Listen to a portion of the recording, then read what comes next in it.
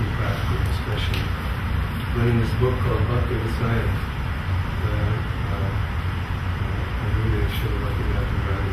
in the third chapter, there's a mention there of a beautiful story, the Leela of how Krishna acquired his people. And we all know it's eternal. Krishna's people is eternal, but for the sake of Leela, it's pastime. And it's described that there's when the thunder in the distance, beginning rumbling of the thunder, it's called a Mridyu Majra, very sweet rumbling sound. And when that sound is there, the peacocks are attracted and they start dancing. Very, very wonderful. So suddenly the sound of Krishna's flute, and there's his flute, to attract all the eternal residents of Raj to their respective sailors, inspiring them by his tender-hearted melodies. And he plays his flute. It's like that Mridyu Majra Gurudev describes. And when the peacocks hear that sound, they become so inspired that they start dancing very, very beautifully. So Srila Narayana Maharaj, Srila Bhaktivedanta Maharaj describes that on this particular occasion, the peacocks were feeling so inspired and so grateful of how Krishna was playing his flute sound with so much love, so much devotion. And one peacock there was thinking, oh, Krishna is imbuing his playing with so much mood and so much devotion. What can I do for Krishna? So he's thinking, I'm just an animal, I don't have anything. What can I offer? Similarly in our condition, what can we really offer? But he's thinking, but I do have these feathers. And everybody thinks that they're really very beautiful. So he decided to leave a feather there, and it was placed in the view of where Krishna saw it. And then he went off into the distance and he watched. And Krishna came, and he grabbed the feather, and he looked at it, and he was thinking, oh, this peacock was given this feather with so much love and affection. I will place this on my head, and it will be as valuable to me as my flute. I'll never separate myself from this peacock. And the peacock was watching, and he was thinking, oh, he could have put it in his pocket, but he put it in the most valuable place. And then Srila Gurudev is saying that it's the nature of prema, that if something is given with love, and if it's received with love, then both parties experience that loving exchange. Just like if I give Abhiram something that I value very much, maybe a picture that I've been keeping with me for a while, I say, here Abhi, I just thanks Raj, thanks Raj, it's a now over here. Then there's no loving exchange, but he says, oh Maharaj, this is something you really value. I said, yeah, but I want you to have it. Oh Maharaj, you all heard the story in the material world, we all went to school, the gift of the Magi, you know that story? It was on Christmas, and these two persons were, they were a married couple, a very devoted couple. Oh, Henry wrote the story when he was in prison for whatever, but anyway. And Christmas was coming, and it was a time of giving, you know, even we have the reflection of that in this world. It's better to give than receive. So they both wanted to get each other a gift, and they didn't speak to each other about what they were going to get. So the wife had this very beautiful, beautiful long hair. And he had a gold watch that he valued very much. So she decided that she was going to cut her hair, the most valuable possession. And she would sell it, so she would get a chain for his watch. And he went out and decided to sell his watch so that he can get ribbons for her hair. So that night, they exchanged gifts at Christmas. And it was described, the poignancy of the moment, that it was one of the sweetest Christmases one could imagine. Because even though both gifts counted the other, it was a loving mood that was engendered in that moment. So we've approached a realm which is beyond our capacity to understand. And we may not even understand just how fortunate we are. But everything that's being given to us, that's coming from that realm, is being engendered with so much love, so much care, so much affection. What are these gifts that we do have? we have Harinam, we have Thakurji, we have the association of one another. And it's being invested with so much love and Shakti and power. How are we receiving these things? That's up to us. Krishna only exists for loving exchange. All the personalities of this realm, they only want loving exchange. I can tell you one story, two stories really briefly, then I want to get into some more practical things. But our Shiksha Guru, I don't know how all of you are connected with him or not, but once we were traveling with our Gurukula across country, and we got to a place in North Carolina. It turned out Srila Narayana Maharaj wasn't coming. We were all devastated. And so I called Houston because he was going to see the doctor there. And I said, we have to see Gurudev. We've come this far, everybody's devastated. So they agreed that we can come there for 3 days. And we went there, and every day the children would have a chance to see Gurudev personally and ask questions. So one day there's one boy in the school, very sincerely from the core of his heart, he asked Srila Narayana Maharaj this question. He started to speak and he said, Gurudev, you have done so much for us. What can we do? And he couldn't even get the words out. He started sobbing. He was trying to say, what can we do for you? And seeing the tender-hearted mood with which that question was asked and the sincerity of it, Srila Narayana Maharaj, he got up from his seat. He walked over to this boy and he started rubbing his heart like this. He said, oh, don't worry. There may be so many anarthas, unwanted things in the heart, but Gurudev will take them. And then he said, and anyway, everything is washed away by these tears. And when the boy lost it completely, he went completely. Another story was in Badger, California. Srila Narayana Maharaj was supposed to visit the house of one family after a morning walk on a particular morning. And that night, the lady stayed up very late, cooking all kinds of preparations, not just for Srila Narayana Maharaj, but for all the devotees as well. And endeavoring with so much love, simple offering in her kitchen. That morning when Srila Narayana Maharaj came back from his morning walk, his servant, Sripad Madhav Maharaj, said, Gurudev is not well today, he's not going anywhere. And one lady in our Sangha, many of you don't know, the Narada Muni of our Sangha, Shamala Didi, she said, Gurudev, Gopanandini is staying up all night, she's doing service.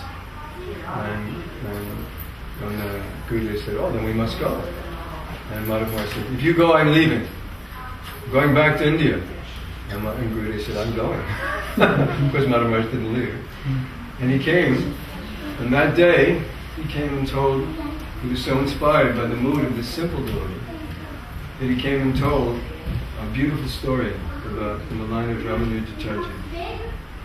About how Ramanujacharya was traveling all over.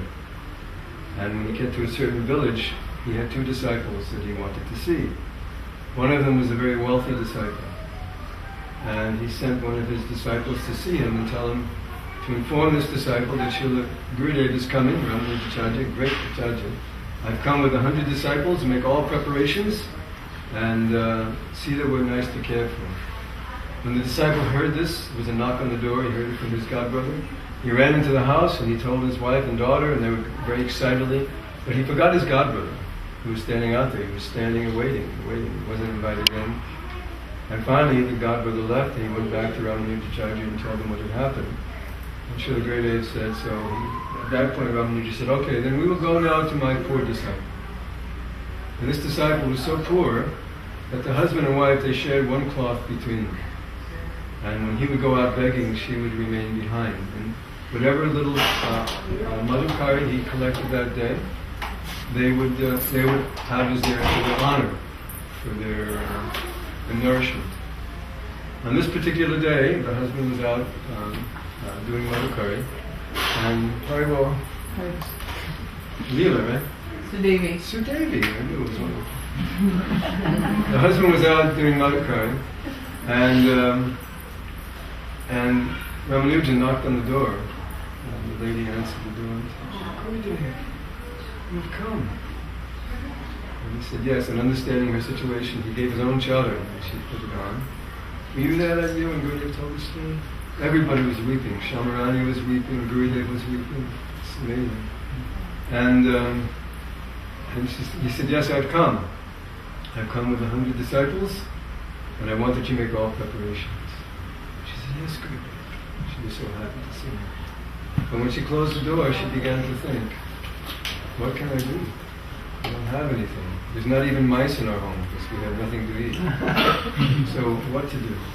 But then she remembered there was this very wealthy businessman in town, a very lusty person. And very often he would approach her and make advances and say, you come and leave that husband and I'll make you a princess. You can live in all opulence and wealth. And she never even considered it. She was such a chaste and faithful yet simple lady. But on this particular occasion she was thinking though, well, there must be some good in this person. And I want to serve my Gurudev. Let me approach him and ask him for some foodstuffs. So she went there and she approached and the man said, oh, you've come. And she said, yes. Sir, my Gurudev has come with 100 disciples. I have nothing and you have so much. Would you please help make arrangements, provide something so I can serve my Gurudev? And he said, yes, no problem. One qualification. Tonight you should come and enjoy with me. And it was like a thunderbolt in her heart. And one has to understand Vedic culture a little bit to be able to assimilate the gist of this teaching. Because in real Vedic culture, which dear Krishna Prabhu knows more than most of us, coming from that culture, a lady's chastity is the most valuable ornament and her greatest wealth, her dearmost possession.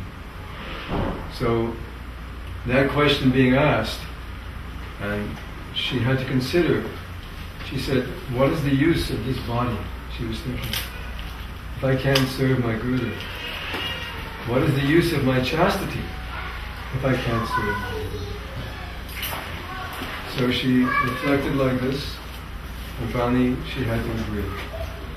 And so much foodstuffs was sent to the house, and she prepared a great feast, a wonderful prasadam for all the devotees.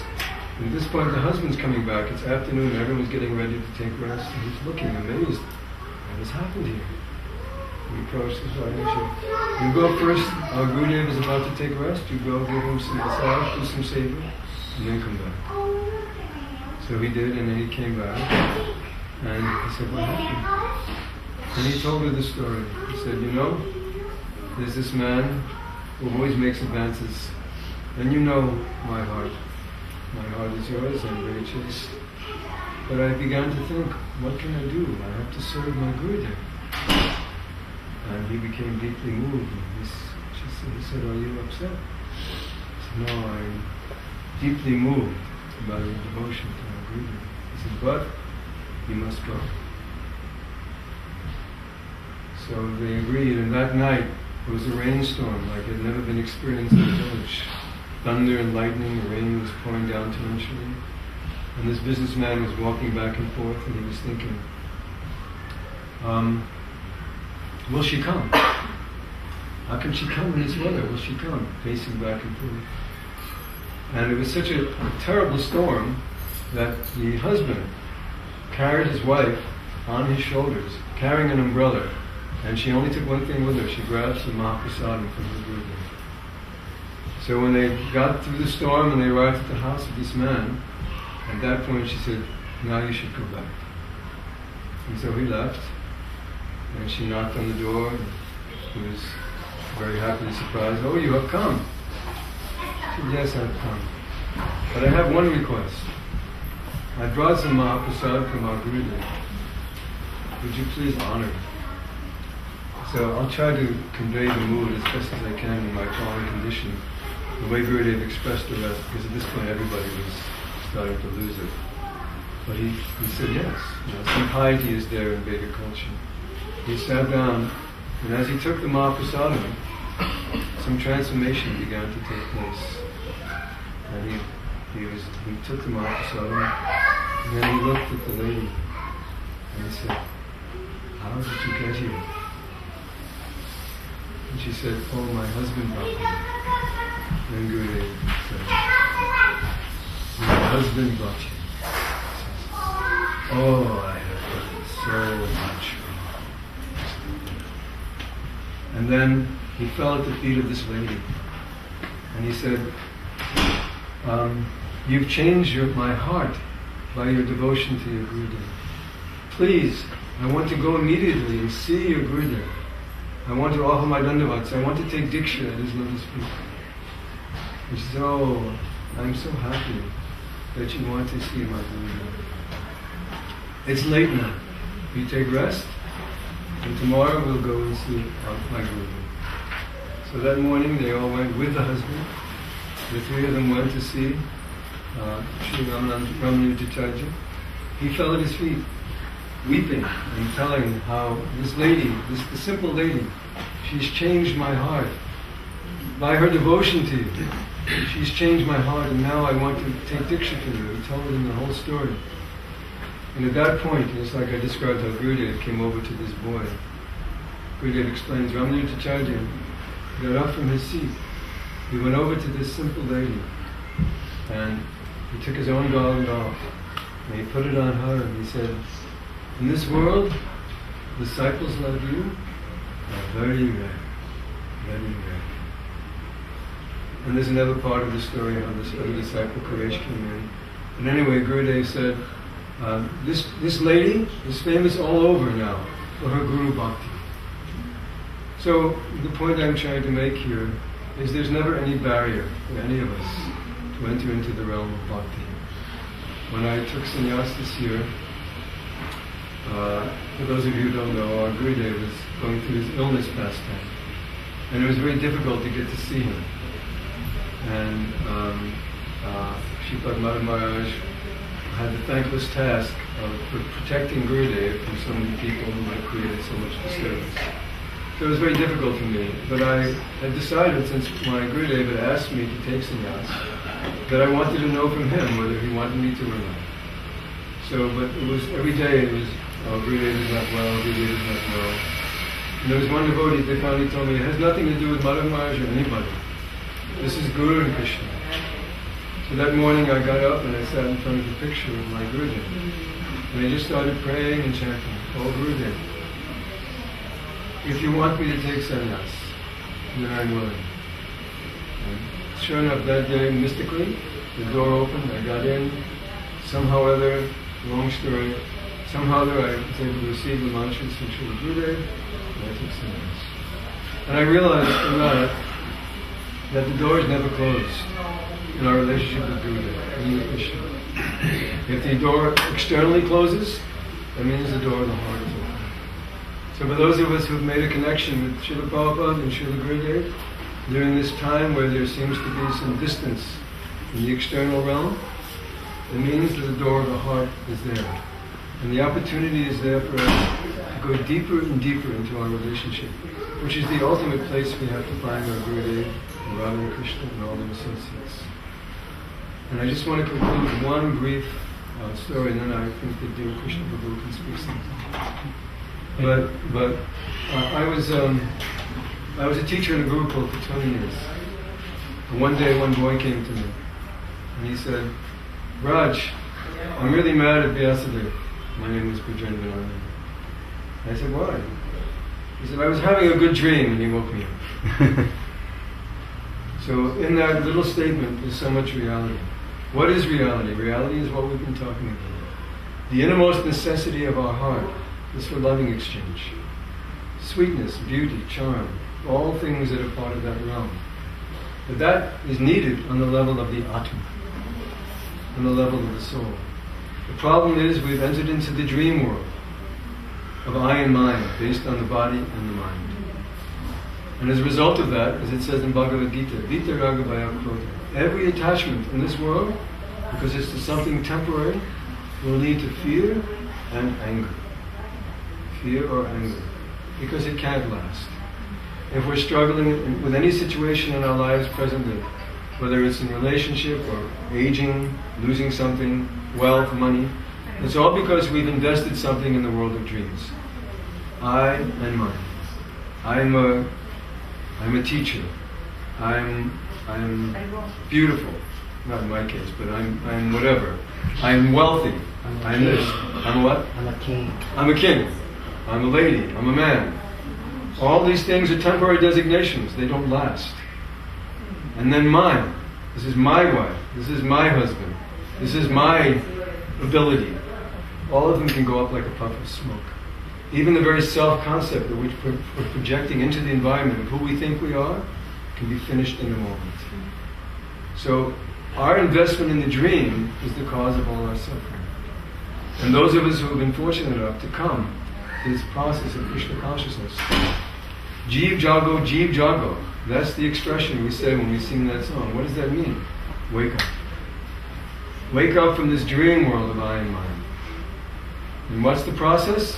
There's two aspects in which they help us to wake up. The most important one is hearing. Even Srila Vyasadeva, if you read Srimad Bhagavatam, he compiled all the Puranas, Itihasanas, Mahabharata, so many things. But he was feeling incomplete, unsatisfied. And his Gurudev, Narada Muni, came on the scene and he said, why am I feeling incomplete? And he said, you haven't described the glories of Sri Krishna. Have you described how Mother Yashoda chastises Krishna and pulls his ear? How Krishna wrestles with his friends and they say, come on big man, who are you? Or describing how Krishna says, I can never repay my debt to the gopis. You've not described these things. So then he instructed him to enter into Samadhi. And then he was able to produce the Srimad Bhagavatam.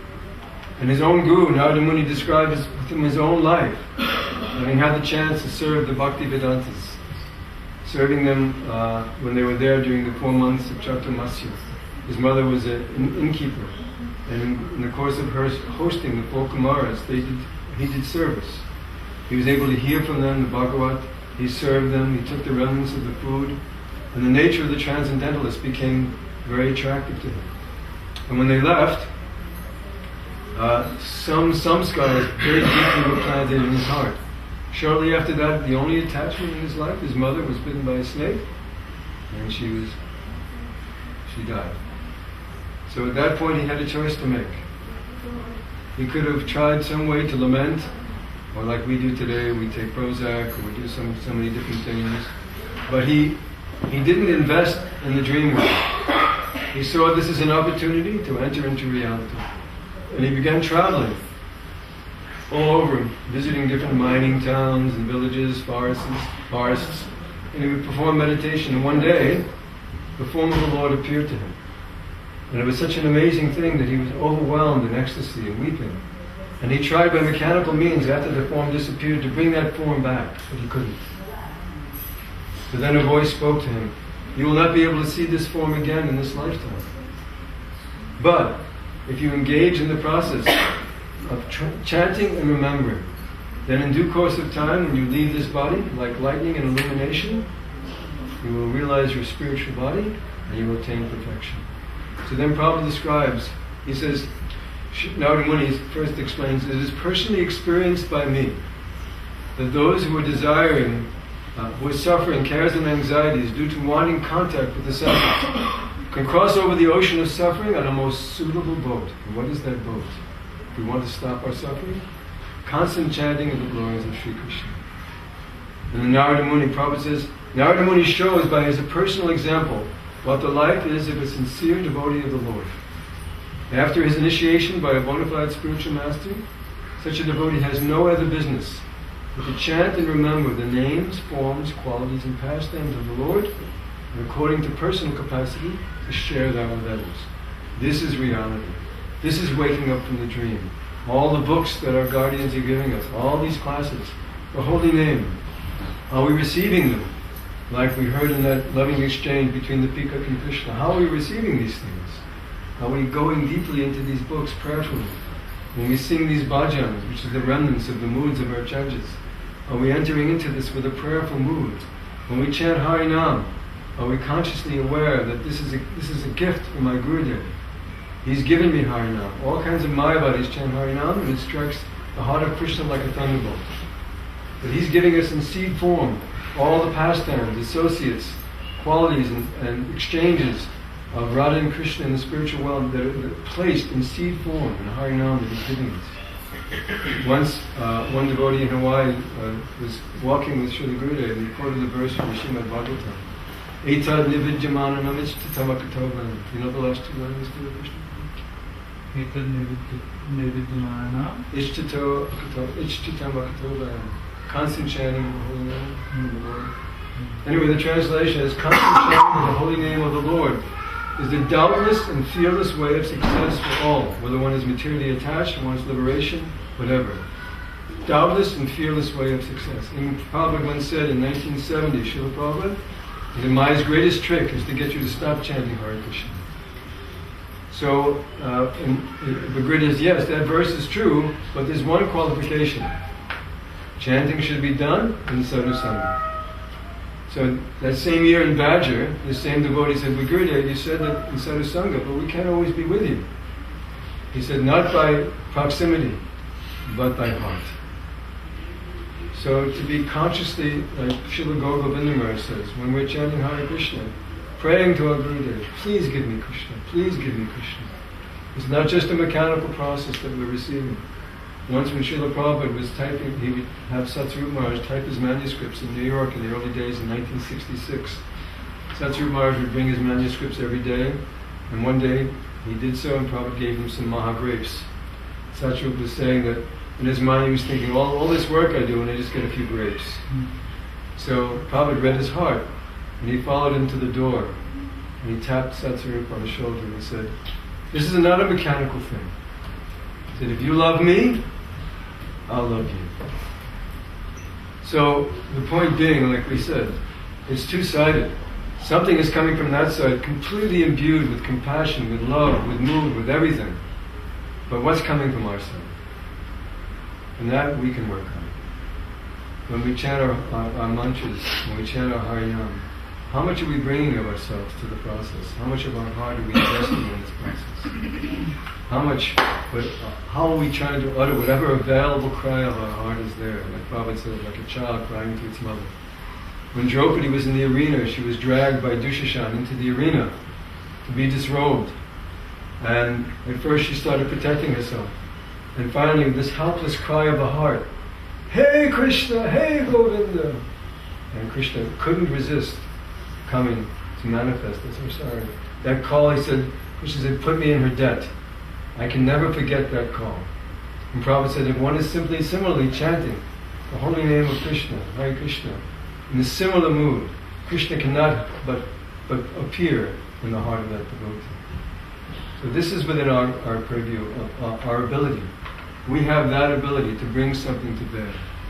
And the other aspect, aside from the hearing and chanting process, is described very beautifully by Bhakti Rakshak Shidhar Goswami Maharaj in his book, Loving Search for the Lost Soul. He wrote many books. One book was Search for Sri Krishna, Reality of the Beautiful. That's coming from our side. We're searching and everything. But from the other side, Krishna is engaged in an urgent campaign to reclaim us. As soon as we come from Mahavishnu and we turn the wrong way, entering into the realm of Maya, it's described that Krishna weeps for the plight of the conditioned soul. And he begins to engage in an urgent campaign to reclaim us. In our covered condition, we can't see all the energy that's being invested on that side to bring us there. But like Sripad Bhamara said, if we understood just how much our Gurudev is endeavoring for our benefit, we would be weeping at every moment. So just like this lady, there's nothing that's stopping us at any moment now. Even a simple chore like cooking in the kitchen, utakaji. Nothing is there, nothing can prevent us. This lady who did this service that drew Gurudev into her home and made him tell this story of Guru Bhakti is there for us at any moment. There's no barrier. At any moment in the course of sweeping the floor, Govinda Damo Dharmaduriti, Govinda Damo Dharmaduriti, or Hare Krishna, Hare. We have within our ability the opportunity to remember. We also have others. Who else are we going to go out? We can't go to the grocery store and say, yeah, I'm really missing my Gurudev, guys know this. But we can say to each other,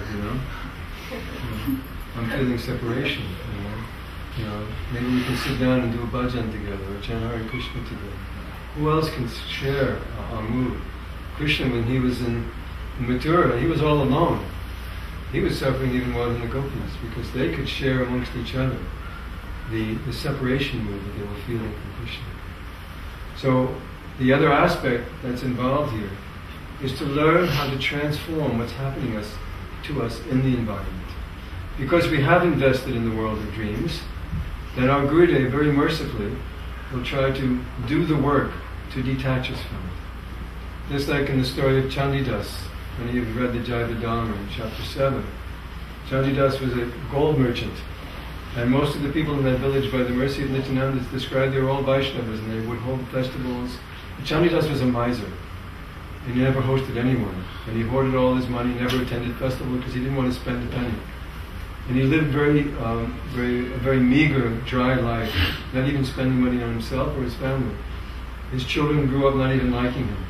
It's described that Srila Gurudev says, in a home where Vaishnavas are hosted, then the children in that house will develop compassion, generosity. But in a home where that's not there, then the children tend not to develop such qualities. So his children grew up to be very miserly themselves, and they plotted amongst themselves, before the sons got married, and they plotted to get the wealth of Chandidas. In fact, one of them approached Chandidas and said, with a plot, "Father, you're getting very old. We think you should go to Navadvip, go on pilgrimage, and talk about duplicity in the name of being concerned for his well-being spiritually." They just wanted an opportunity. Because he had told them, "I'm putting aside some money for you because it seems like none of you are taking care of us in our old age. So I have some money set aside, and whoever comes and takes care of us, I want to give the money to." So they all plotted, and that they would get the money themselves and share it. So they found a way to get him to go on pilgrimage with a Vaishnavi.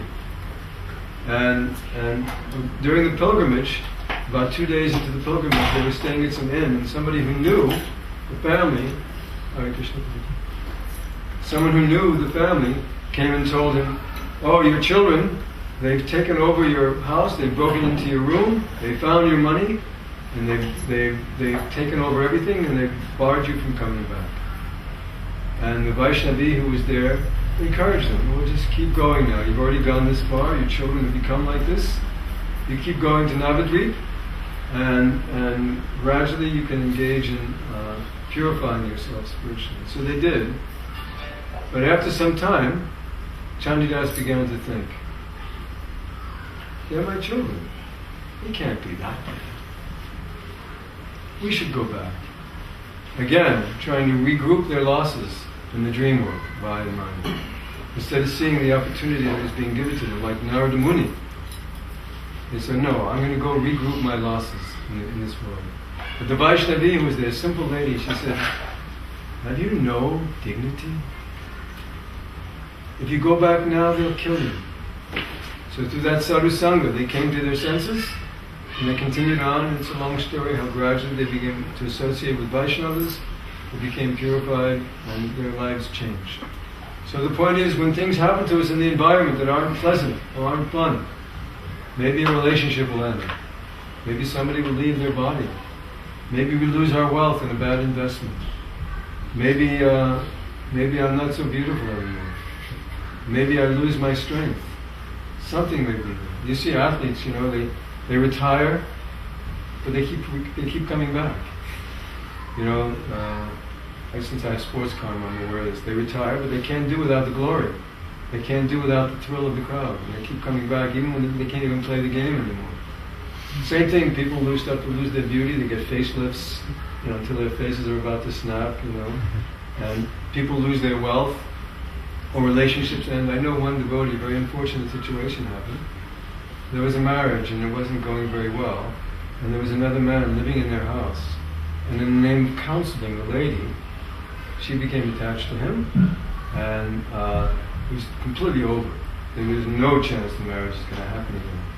But he couldn't reconcile. And he went a little mad. Going actually mad, trying to regroup it, blaming, fighting, madness. It's like sometimes there's a cavity in your little drill, But sometimes Krishna does the root canal work. You know? Oh no, I can't handle this one. You know, and we start fighting the process. But gradually, over time, he was able to accept the reality of the situation. Now he's giving classes every day on Bhagavad Gita, and he's entered into the realm more and more of reality. So this is the other way Krishna helps us, through the hearing process, but also through the process of taking away our attachments in this world. Srila Prabhupada, when he was sitting in Vrindavan Dham, he wrote this beautiful prayer. I am sitting in Vrindavan Dham, and I am having a big laugh. Where is my family now? They are just a list of names. Seeing me penniless, they have all abandoned me. In the Navadvip Mahatma, there's Subhana Sen. Narada Muni, seeing that he was so absorbed in his wealth and family, even in his old age, he came and began to preach to him. He said, why are you putting all your stock in this world of dreams, I and mine? You can't take it with you. When you die, people will come to your funeral, and you'll be cremated, and then they'll leave, and forgotten forever. So Narada Muni, so Prahlad Maharaj says in 7th Canto Srimad Bhagavatam, now I have complete experience of all material opulence, wealth. By your powerful feature of time, you destroy it all. Therefore I do not wish to possess any of it. All I want is that you place me in touch with your pure devotee and let me serve him as a sincere servant. So this is the realm of reality. We've been caught up in the world of dreams, I and mine, birth after birth after birth. And when we come to that place of finally realizing this is foreign soil, I can't be happy here, then the process begins. Then we can enter into the crying school. One devotee wrote me recently and saying, my household life is terrible. My wife and I, we can't get along, we can't. And of course you want to help, there's no question. But everything is so, I said, you don't know, you can look at this and say, you're being blessed. Because now you're forced to enter into the crying school. When Krishna heard Draupadi cry, he couldn't help but respond. So through enticement and through suffering, we're forced to enter into the realm of reality. And this is our greatest fortune. Factually speaking, all we have is the only wealth we have is the association, service, and words of the pure Vaishnavas. But having this, we have everything. Because through their connection, that being offered to us is eternal life of sweetness, beauty, charm, ever increasingly, loving pastimes. And the fact that we can even be interested in this is explained by Srila Prabhupada in a prayer he gave in 1936. He was speaking to the Gaudiya Math. And he said, when we meditate on the pastimes of the Almighty Absolute Godhead, we become jubilant and dance with joy. All glories to my Divine Master, because it is He who out of His unceasing flow of mercy has stirred up within us such a movement of our eternal existence. Without sadhu sangha, without someone who's situated in that realm, who actually is carrying these moods into this realm, the highest thing we can achieve in this realm is a desire for moksha, liberation, deep sleep. But what is the innermost necessity of our heart? Love and affection. This is what's root, this is what the need is in our Atma. And this is stimulated and awakened by sadhu sangha. So the opportunity is still there for us. Even our guardians may be departed, they're still there. Like Srila Gurudev once said, don't think I ever leave you. I'll ever leave you. Never, never, never, and never. And in the concluding words of the Chaitanya Charitamrita, Srila Prabhupada writes, I know that my spiritual master is with me, seeing my activities, and guiding me within my heart by his words. Spiritual inspiration comes from within the heart, where the Supreme Personality of Godhead is situated along with all his eternal associates. So if there's any credit for this work of translation, it is all due to his divine grace. Two ways to associate. Bapu, physical presence, which is sometimes appreciable and sometimes not. And Vani, by sound. And it's described, the pure devotee, he lives in sound. And that sound is a mystical manifestation of his mercy and his love. Someone once said to Srila Narayana Maharaj, Gurudev, I don't understand why you just did this. And Gurudev said, all I know is whatever I do is steeped in prema and will lead to prema. Everything that's coming from him, every syllable, every pore of his gestures, everything he does is steeped in prema. Everything that Srila Prabhupada did in this world was steeped in prema. And touching their remnants in any way we can, the holy name they're giving us, the shastras they're giving us, the prayers they're giving us, the prasadam that they're offering, and then tasting. This can still serve to revive within us the innermost necessity of our existence. At that point, I'd like to ask Dear Krishna maybe if you'd like to say something. Very nice. Relishing this. Hey. Does anybody have any comments or questions? Anything anybody would like to add or ask? Yes, please. Maharaj Dandavas, welcome to Miami. Thank you so much. Thank you for your mercy. Ananda Das. Ananda Das. Nice to meet you. Nanda Mohandas. My question is, since Oshira Gurudev have left this planet, I hear another sannyasi told me that I should choose a Shiksha Guru that followed the same mood of Sri Narayana Maharaj. My question is, if I feel tremendous attraction for another Guru that is not in the same mood of Sri Narayana Maharaj, is there any harm in that? When you say not in the same mood, I have to ask you what you mean by mood. The same, no mood, the word is the same. The same institution? No. I'm talking about the same rasa. Like-mindedness. Well, he's saying same rasa. Well, I don't know. I can only tell you what's there in Shastra, and then I'll sit off the seat and tell you my own personal experience. And then Dear Krishna Guru and Abhiram Prabhu can also add something. A guru, when he gives you diksha, he gives you an indication, not your identity, but an indication of what you're aspiring for. So have you received diksha from Srila Gurudev? Diksha and Shiksha. So then he's giving you an indication. So when you say a lower ras, I don't know who's going around saying what ras they're in their public speaking, but the tendency is to follow. When you take diksha from someone, then you find someone who loves and has affection for your Gurudev and is coming in the same mood. Just like Srila Narayana Maharaj. It's described in the 4th canto of Srimad Bhagavad. Prabhupada explains in the purport. When the spiritual master leaves, it's a time of great unrest. An unwanted time of great unrest. Okay. Unwanted elements spring up like bogus sannyasis, philanthropists, to disrupt the mission of the spiritual master.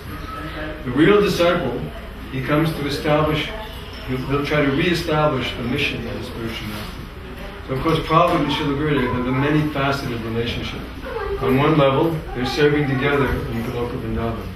But externally in this realm, Gurudev considered himself a Shiksha disciple as well. Friends, Shiksha disciple, multifaceted. So Shiksha, he had deep love for our Gurudev, for Srila Prabhupada, coming in the same line, not only coming in the same line, but Shiksha also helps you to understand who your Diksha Guru was. So the clarification is coming so we can understand what was the real mission of Srila Prabhupada. What is Rupanuga? What is Gauravanga? What is... So clarification and enlightenment about the real mission of our Diksha Guru is coming from Srila Narayana Maharaj. He is maintaining, preserving, and extending the mission. So if someone is coming and they can nurture your understanding and conception of what Srila Gurudev, Srila Prabhupada, and whole Rupanuga Guru Bhaga has come to give, and the direction in which you yourself are meant to go, then we can take shelter. But Shiksha Guru can be many. And, it doesn't mean at this point in your life you have to choose somebody, put your head at their feet, and say, I'm yours. Until it's clearly manifest, then it's a time of, I'm just personally advising, I'm not sitting on the seat now, of getting together with like-minded devotees whom your heart resonates with, churning and trying to go deeply into the books and message of our Gurudev, developing that deep relationship, hearing the more advanced Vaishnavas. And in time, as it becomes more clear to you in your heart, who is inspiring you? But it's not by force. You can't force it. Like one devotee just told me in a lecture. My Gurudev told me I should always be under a pure Vaishnava. I said, well, he hasn't manifested it. You can't force it. There's a certain period of time where it's okay to understand that we need to go deeply into our heart, through sadhana and bhajan, and try to find the Gurudev there. And then, in time, it will manifest externally. In the meantime, there's so many wonderful Vaishnavas you can hear from, get inspired by, but it's not that you have to at this point, I gotta find somebody. It has to. Guru, he'll come. Guru comes to, Prabhupada we never went for him, he came to us. Gurudev came to us. That's what we In Manashiksha says that if we should take shelter immediately after the departure of the spiritual master, otherwise the advance stops right there. Well, you should take shelter of Shiksha, gurus, but to come completely under somebody, if it's not manifest, like we had 20 years without Prabhupada. Some devotees were very fortunate. They went to Srila Govinda Maharaj, they went to Srila Maharaj. But somehow or other, if it's not manifest, then it means like I couldn't get in the door to see Gurudev. So I could have said, I could have thrown in the towel and said, I finished with this process. I can't. I have no Guru. I can't see my Guru. Or I had to see. Well, I have to go here. So Gurudev told me once on a morning walk. He said, "Can you pray?" And I said, "Yes." He said, "You pray to Krishna and you pray to Mahaprabhu, and they will always arrange for you to have association." So my suggestion: this is the time for prayer. Deep sadhana, prayerful sadhana. Oh Gurudev, please direct me, internally and externally. Where is the current that's come from you? Where is it being manifest right now? How can if people have a formal conception of Guru, they'll never get it. They'll think the Guru is a form, he's his form, he's an institutional figure. But if we understand what is coming from our Gurudev, and where our hearts will resonate, where that's flowing now, then we'll go there. Dear Krishna Guru, why don't you also say something? Yes, and your Gurudev may speak through any Vaishnava, maybe Niskincana Maharaja. You should have qualification to recognize immediately that, oh, this is my Gurudev speaking. Just like in the example of Chintamani, the prostitute, Bilmangal Thakur went to. He said, oh, that night you have come, took such a big trouble to come here. If you would have taken this trouble for Krishna, then you would have crossed his material world. And he immediately recognized, oh, this is my Guruji speaking. So Gurudev will speak to you through any Vaishnava. You should recognize. Thank you. Abhi, you want to say something? Thank you. Gurudev instructed me one time about who to accept the Shiksha Guru. Basically, to add on to what you've already spoken, that the Guru should have the same goal. That's my only 2 cents. That I understood Gurudev say that he has the same sadhana. I think that Kumara is trying to explain about process of Diksha, that Gurudev has given us a certain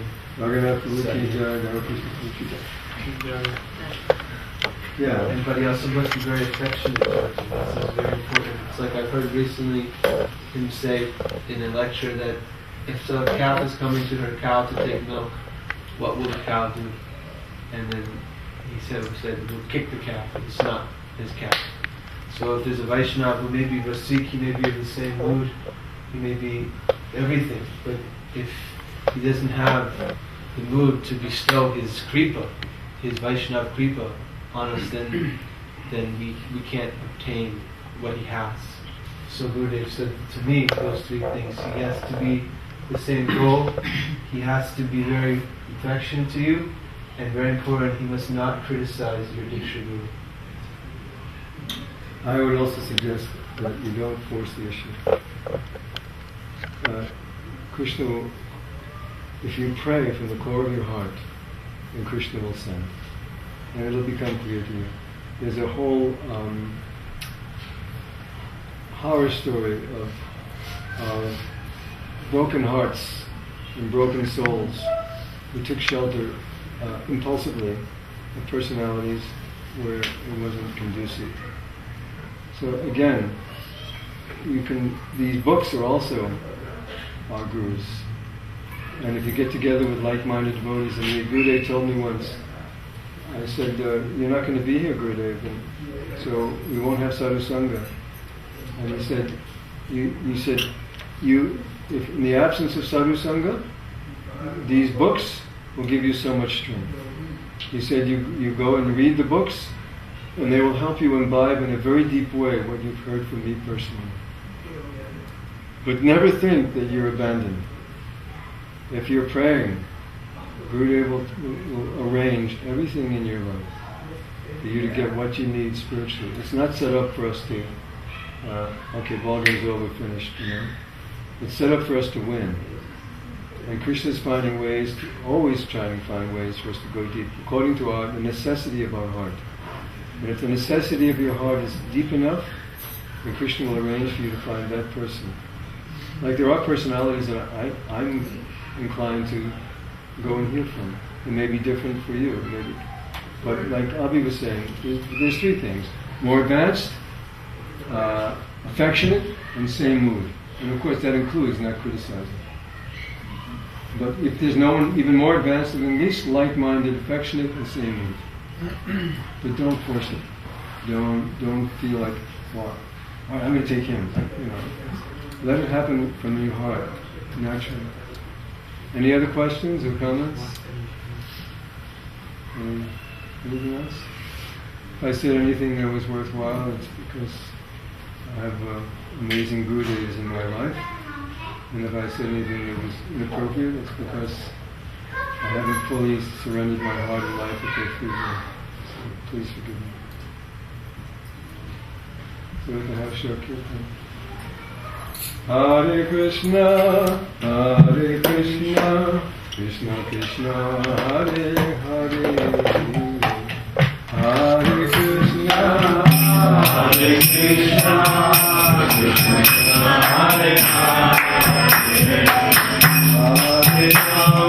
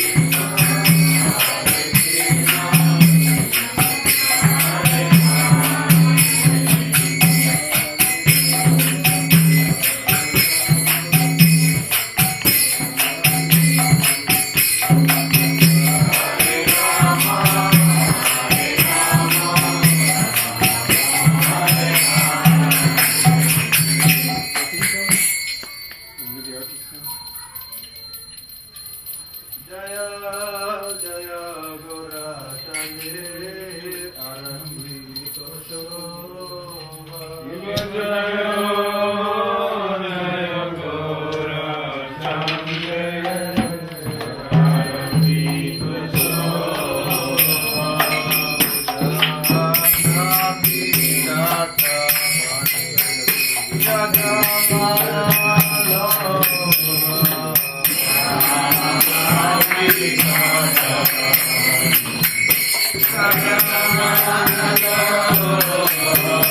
you.